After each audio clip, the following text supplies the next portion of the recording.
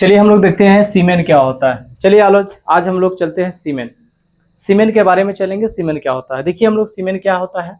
सबसे पहले आप देखिए, है ना, सीमेन क्या है। तो आपको पता है मैथुन कॉपुलेशन के समय, जब मैथुन के समय कहा जाता है संभोग के समय, है ना, संभोग होता है ना, अर्थात इसका एक और नाम देते हैं संभोग, है ना। मैथुन के समय पेनिस मूत्र जनन छिद्र से, पेनिस आप जानते हैं, पेनिस आपको बताया है जो शुक्राणु को क्या करता है, जो स्पर्म को मादा की वेजाइना में पहुंचाने का कार्य करता है, ठीक है, मेल से फीमेल में पहुंचाने का कार्य करता है ना। उसको हम लोग जो है कि जनन छिद्र मूत्र अति पेनिस बोलते हैं। तो पेनिस मूत्र जनन छिद्र से, है ना, निकलने वाले द्रव को, लिक्विड होता है, एक द्रव होता है लिक्विड, उस लिक्विड को हम लोग क्या कहते हैं, सीमेन कहते हैं। अब जरा ध्यान, सीमेन आपको याद होना चाहिए परिभाषा। सीमेन पूछता है एग्जाम में 100% गारंटी के साथ, ये सब पूछता है। जनन का कार्य पूछेगा आपको, सीमेन पूछेगा, ये सब पूछेगा, ठीक है। तो सीमेन क्या है आप लिख लीजिएगा। मैथुन के समय पेनिस मूत्र जनन छिद्र द्वारा जो निकलने वाला द्रव होता है उसे हम सीमेन कहते हैं। सीमेन श्लेष्मीय दुधिया, सीमेन कैसा होता है, उसका रंग कैसा होता है, तो श्लेष्मीय दुधिया एवं चिपचिपा तरल पदार्थ है। उसका पहचानने का तरीका है कि वह तरल पदार्थ है, चिपचिपा है और दुधिया है, जो सहायक जनन ग्रंथियों से स्रावित होने वाले द्रव है। जो सहायक जनन ग्रंथि से स्रावित होने वाला क्या है, द्रव है। शुक्राणु एवं शुक्राणु द्रव से बनता है। यह शुक्राणु एवं शुक्राणु द्रव से अगर देखा जाए तो बनता है ना। अगर देखा, एक मिनट, शुक्राणु एवं शुक्रिय द्रव से बनता है, गलत लिखा गया, शुक्राणु एवं शुक्रिय द्रव से बनता है ना। अब देखिए सीमेन के में लगभग अगर देखा जाए तो 10% शुक्राणु द्रव होते हैं। सीमेन में 10% शुक्राणु द्रव होता है, अर्थात शुक्राणु का अंश पाया जाता है, ठीक है। सीमेन में 10% क्या होता है, शुक्राणु का अंश पाया जाता है ना। सीमेन में देखिए, सीमेन हल्के क्षारीय होते हैं, तो जब क्षारीय होगा तो उसका पीएच मान देख लीजिए, उसका पीएच मान कितना होता है, 7.3 से 7.5 होता है। इस प्रकार हम सीमेन को पूरी तरह से याद कर लेंगे, ठीक है। अब उसके बाद हम लोग चलते हैं यौवनारंभ है ना। यौवनारंभ क्या होता है, जिसको प्यूबर्टी हम लोग बोलते हैं, पुरुष में यौवना, प्यूबर्टी ऑफ इन मैन, है ना, प्यूबर्टी इन मैन,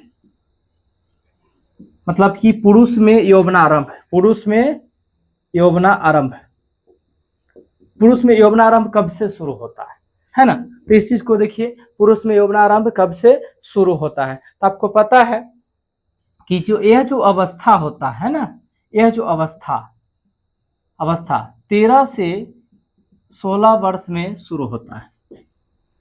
13 से 16 वर्ष में शुरू होता है। यौवनारंभ की अवस्था कब से होता है बाबू, यह 13 से 16 वर्ष में शुरू होता है, अर्थात यौवनारंभ में प्रवेश करता है। इसमें क्या होता है कि जब, मतलब कि वह अवस्था यौवनारंभ कहलाती है जब नर जननांग अपना कार्य प्रारंभ करता है। अर्थात कहा जाए कि जब नर जननांग है ना अपना कार्य प्रारंभ करता है, तब वह क्या कहलाता है ना, यौवनारंभ कहलाता है, यौवनारंभ कहलाता है, प्यूबर्टी कहलाता है। तो पुरुष में प्यूबर्टी कब से शुरू होता है, तो यह 13 से 16 वर्ष में शुरू होता है, 13 से 16 वर्ष में शुरू होता है प्यूबर्टी। इस अवस्था में अगर देखा जाए तो इस अवस्था में क्या होता है कि इस अवस्था में क्या होता है, टेस्टोस्टेरोन, इस अवस्था में क्या होता है, टेस्टोस्टेरोन हार्मोन उत्पन्न होना शुरू हो जाता है। अब जैसी ये जो है कि अवस्था में टेस्टोस्टेरोन हार्मोन शुरू होगा, आपको पता है कि कहाँ होता है, तो वृषण में होता है ना, टेस्टिस में होता, आपको बताया गया है कि टेस्टिस में होता है ना। टेस्टिस में जब होता है तो यह हार्मोन जैसे ही शुरू होता है तो पुरुष में एक अलग क्रिया दिखती है, उसका बोल चाल, उसका रहन सहन, उसका चलने की एक्टिविटी, देखने की एक्टिविटी पूरी तरह से क्या करती है, बदल जाती है, अर्थात उसके नजरिया भी बदल जाता है।